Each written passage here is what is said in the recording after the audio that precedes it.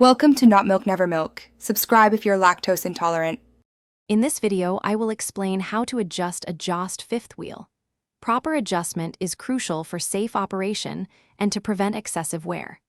We'll cover identifying the adjustment mechanism, the step-by-step process, and how to verify your work. This ensures a secure connection between your truck and trailer, minimizing play and enhancing stability on the road. Before you begin, always prioritize safety. Park your truck on level ground and set the brakes. Visually inspect the fifth wheel for any damage or signs of wear that might affect its function. You'll need two 24mm spanners and a Jost lock test tool. Make sure the fifth wheel is fully open, with the release handle pulled all the way out. Now, let's get to the adjustment. Find the adjustment screw and its lock nut on the left side of the fifth wheel. Loosen the lock nut, then turn the adjustment screw outwards until it feels loose. Place the Jost lock test tool into the fifth wheel, ensuring the kingpin is seated correctly.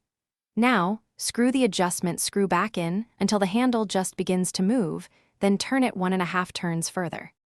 After making the adjustment, securely hold the adjustment screw with one spanner and tighten the lock nut with the other.